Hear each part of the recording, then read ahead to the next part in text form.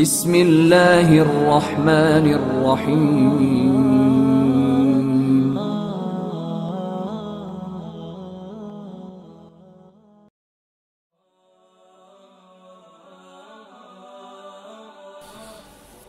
السلام علیکم ورحمۃ اللہ وبرکاتہ۔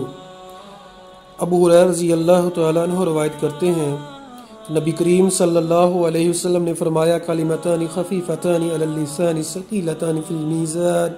حبیبتان الی الرحمن سبحان اللہ وبحمدہ سبحان اللہ العظیم۔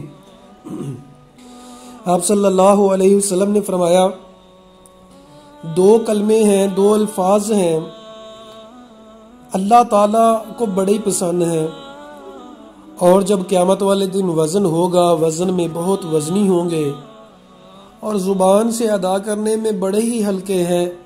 سبحان اللہ و بحمدہ سبحان اللہ العظیم۔ یہ دو کلمے ابو ذر غفاری بیان کرتے ہیں کہ رسول اللہ صلی اللہ علیہ وسلم نے فرمایا الا اخبرکم بحب الکلام الی اللہ، کیا میں تمہیں بتاؤں کہ سب سے زیادہ اللہ تعالیٰ کس کلام سے کو پسند کرتا ہے؟ ہم نے کہا جی اللہ کے رسول ضرور بتائیں، تو آپ صلی اللہ علیہ وسلم نے فرمایا ان احب الکلام الی اللہ سبحان اللہ وبحمدہ، کہ اللہ کے ہاں سب سے پسندیدہ کلمہ جو ہے وہ سبحان اللہ وبحمدہ ہے۔ اسی طرح ابو ذر غفاری رضی اللہ تعالیٰ عنہ نے مزید دوسری حدیث میں فرمایا کہ نبی کریم صلی اللہ علیہ وسلم نے فرمایا کہ اللہ تعالیٰ نے جو فرشتوں کے لیے کلمہ پسند کیا ہے اور اپنے خاص بندوں کے لیے پسند کیا ہے وہ سبحان اللہ وبحمدہ سبحان اللہ العظیم ہے۔ نبی کریم صلی اللہ علیہ وسلم نے ان کے بارے میں مزید ارشاد فرمایا کہ مجھے سبحان اللہ والحمدللہ ولا الہ الا اللہ اللہ اکبر کہنے سے دنیا کی تمام چیزوں سے زیادہ پسند ہے کہ یہ سبحان اللہ وبحمدہ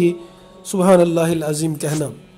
اور نبی کریم صلی اللہ علیہ وسلم کی حدیث ہے، فرمایا جس نے سبحان اللہ وبحمدہ 100 دفعہ پڑھا اس کے سارے گناہ معاف ہو جائیں گے، اور اگرچہ وہ سمندر کی جاگ کے برابر ہوں۔ تو سبحان اللہ وبحمدہ کہنے سے جنت میں درخت بھی لگا دیا جاتا ہے، اور عزیز سامعین اللہ کا ذکر کرنے سے دل کو سکون ملتا ہے۔ اللہ تعالیٰ سے دعا ہے اللہ تعالیٰ ہمیں ہر وقت اپنی زبان کو ذکر سے تار رکھنے کی توفیق عطا فرمائے۔